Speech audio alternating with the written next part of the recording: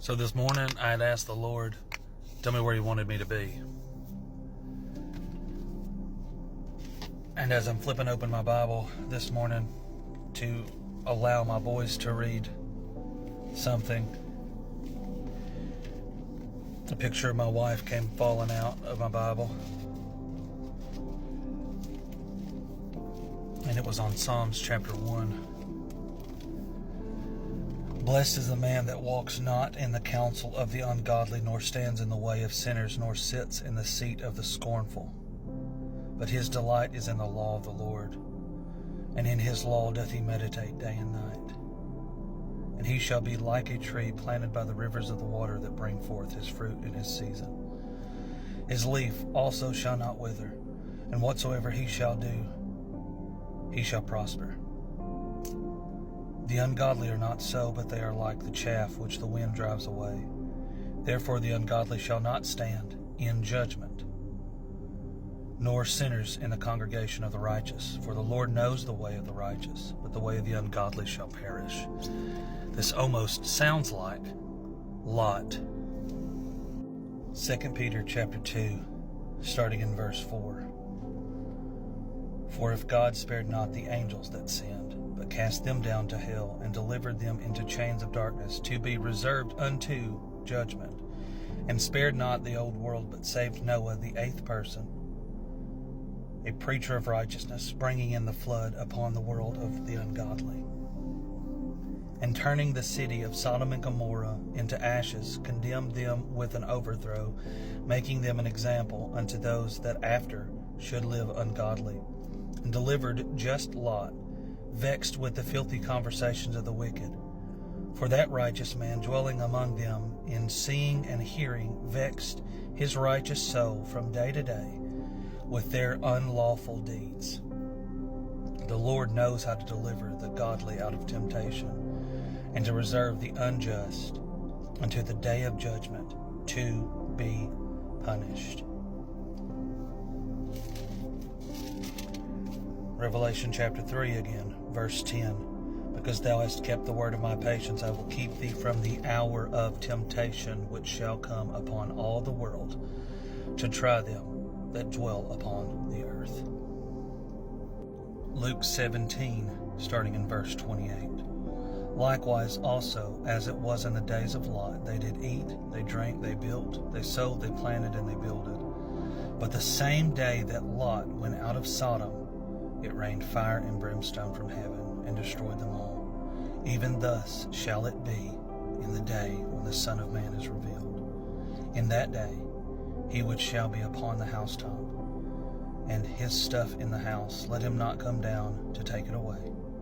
And he that is in the field, let him likewise not return. Remember Lot's wife.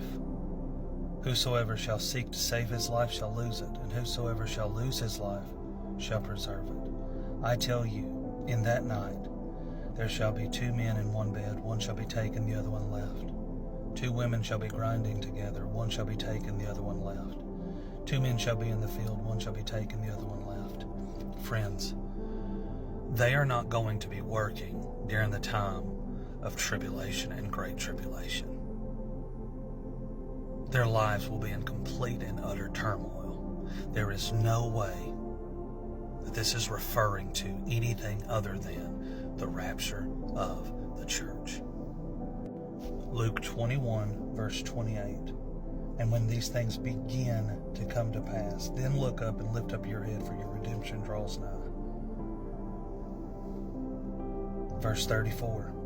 And take heed to yourselves, lest at any time your heart be overcharged with sufficiency and drunkenness and cares of this world, of this life, and so that the day come upon you unawares. For as a snare shall it come upon all of them that dwell on the face of the whole earth. Watch ye therefore, and pray always, that you may be accounted worthy to escape all these things that shall come to pass, and stand before the Son of Man.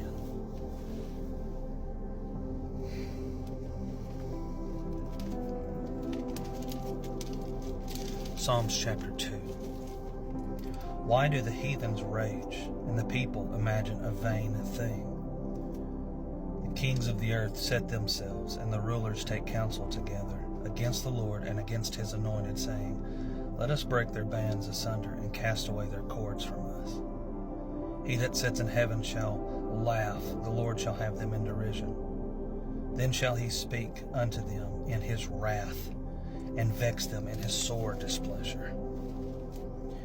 Yet I have set my king upon the holy hill of Zion. I will declare the decree. The Lord hath said unto me, Thou art my son, this day I have begotten thee. Ask of me, and I shall give thee the heathens for thine inheritance, and the uttermost parts of the earth for thy possession. Thou shalt break them with a rod of iron. Thou shalt dash them into pieces like a potter's vessel.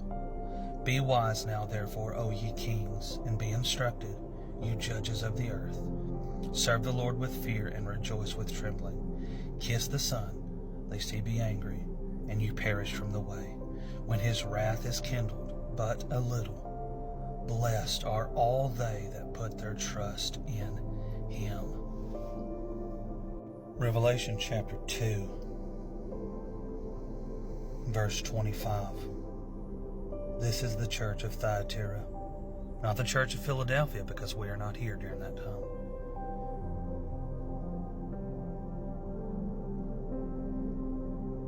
Verse 25, But that which you have already hold fast till I come, and he that overcomes and keeps the works unto the end, to him will I give power over the nations, and he shall rule them with a rod of iron, as the vessel of a potter shall they be broken to shivers.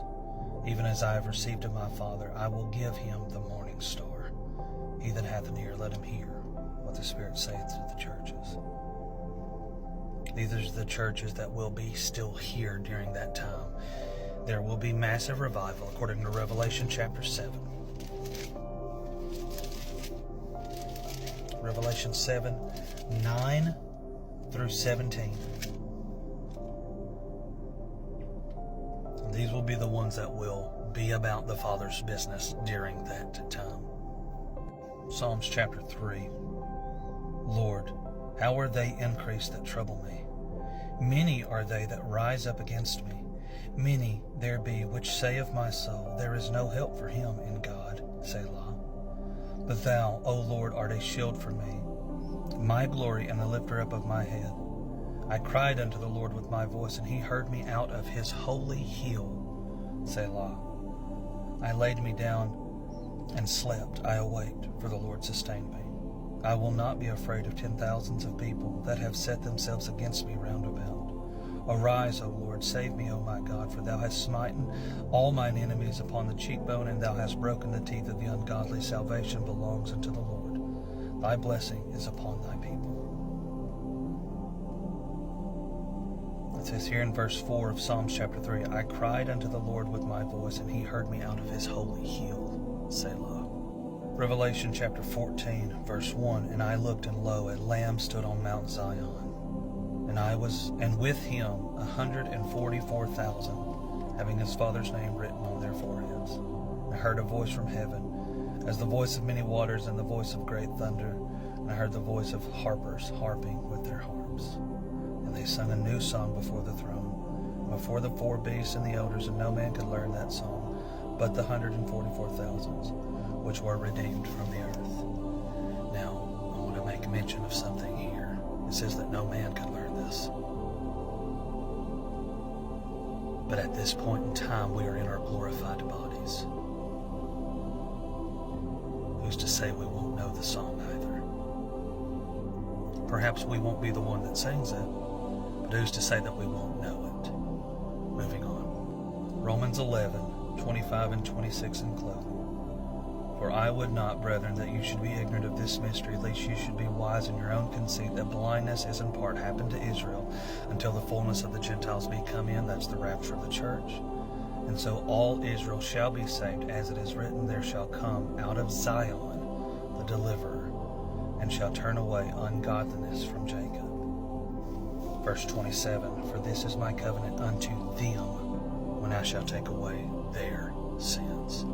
Not ours, but theirs. Romans 4:15, Because the law works wrath, for where no law is, there is no transgression. We are currently in the age of grace. The door is closing.